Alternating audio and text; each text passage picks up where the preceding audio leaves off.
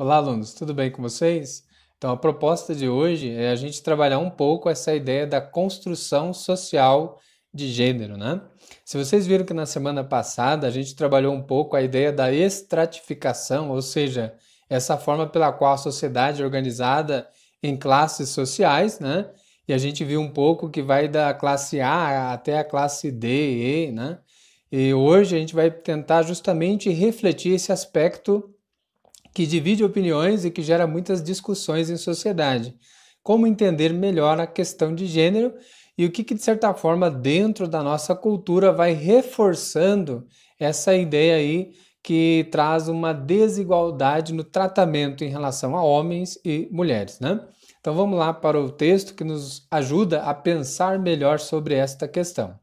Então, com base no estudo da sociedade e por meio da sociologia, a gente observa que a cultura, muitas das vezes, ela distorce dentro das ideologias, né, da própria tradição, papéis da mulher, moldando então um olhar excludente através de afirmações desiguais dos papéis entre mulher e homem, ou mesmo de gênero, em relação aos seus direitos e o que ela pode fazer ou não, né? Gerando aí certos debates, né, acalorados sobre esse conceito, essas ideias. Então é interessante pensar, né? Esta realidade social, ela é representada muitas das vezes através de afirmações relacionadas à questão de gênero, que equivocadamente produzem um preconceito com diferenciação no tratamento entre homens e mulheres, então deixando presente a desigualdade ao invés da igualdade de direitos e deveres. Então, para essa aula de hoje, vejamos algumas afirmações que reforçam essa desigualdade de gênero e, por vezes, vai criando preconceitos e formas discriminatórias, né, de se tratar em relação ao gênero aí, mulher e homem dentro da sociedade. A primeira frase, né, que de certa forma impacta e também promove isso é esta, né, com este exemplo. Mulher ao volante é perigo constante. Quem nunca ouviu essa expressão ou essa forma de dizer, muitas das vezes banalizado aí entre os grupos, né, dentro da sociedade. E aí nos vem o questionamento. O que isso quer dizer? Que homem no volante não tem perigo, né? O que traduz essa ideia? É uma ideia distorcida e que muitas das vezes reproduz uma desigualdade de gênero sem fundamento. O outro exemplo, né? Comporte-se como uma mocinha, né? Muitas das vezes define aquela ideia de que você tem de se comportar apenas de um jeito só, sendo reprimida dentro de um contexto social, né? Tirando daquele indivíduo, né? Daquela pessoa, a possibilidade de liberdade de escolha, né? Outro exemplo, o marido dela ajuda em casa e até cuida das crianças. Olha só o termo, e até cuida das crianças. Pelo contrário, né, a gente vê que o homem, o marido hoje em dia, ele ajuda em tudo, né, e até uma forma positiva e afirmativa, uma vez que os dois são os donos do lar, né, e melhor quer cuidar desse patrimônio familiar, e isso não é demérito nenhum. O outro exemplo, chame um homem para ajudá-la com isso.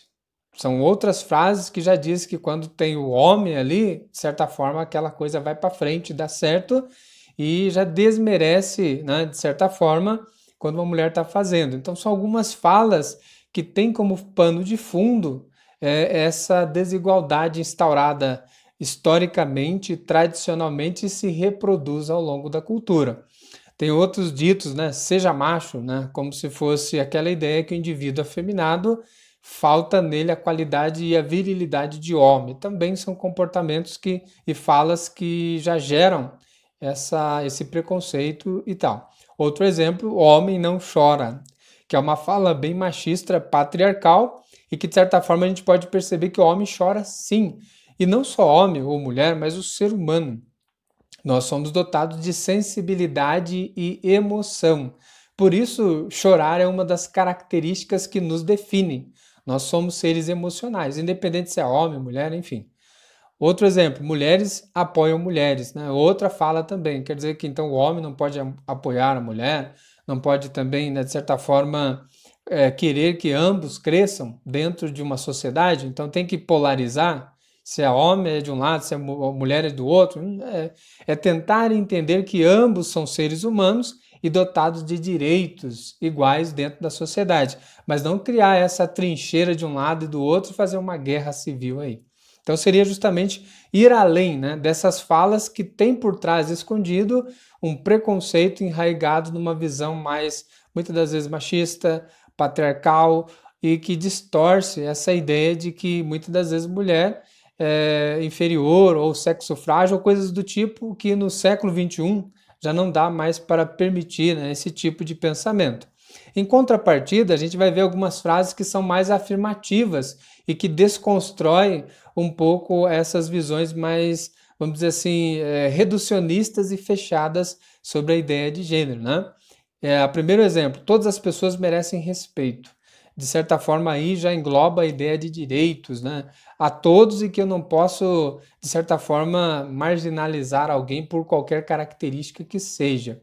Todos os seres humanos nascem iguais. Isso está dentro da nossa Constituição maior, que diz que todos nós nascemos iguais, dotados em direitos e deveres. Então, isso já engloba uma forma de agir justamente para com o outro, para que essa seja uma via de mão dupla, né? Eu respeite e sou respeitado. A outra questão, outro exemplo, mulheres, ou melhor dizendo, aqui se diz, toda manifestação de afeto vale a pena. Olha só o que eu já havia falado, né? O homem é um ser de emoções, o ser humano. Então, demonstrar afeto não quer dizer inferioridade de uma pessoa ou de outra. Pelo contrário, é característica que nós temos. Então, quando alguém é inferiorizado por demonstrar os seus sentimentos, é demonstrar que nós vivemos uma desigualdade que hostiliza as características que fazem parte de nós, termos emoções. O outro exemplo, né? Ele divide as tarefas domésticas com sua esposa com equidade, né? O que seria isso? Ele divide com um certo equilíbrio, né? Se vê que um está fazendo uma parte, o outro já vai fazer outra, ou seja, ambos se ajudam para viver bem. E isso não afeta nenhum dos dois. Pelo contrário, eles conseguiram se adaptar a viver na modernidade e superando preconceitos e estereótipos do lugar de cada um, né? O lugar de cada um é onde eles quiserem estar, né? Seria mais ou menos essa a ideia.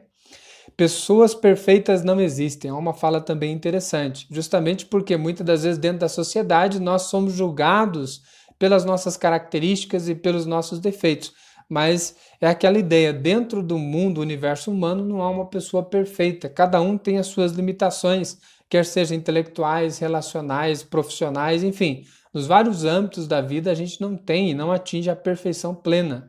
Então é interessante pensar isso. Quando eu excluo alguém, eu estou me colocando na posição de superior a ela. E a gente sabe que a gente não é superior a ninguém. Nós somos, enquanto seres humanos, iguais em direitos e também em deveres dentro da sociedade.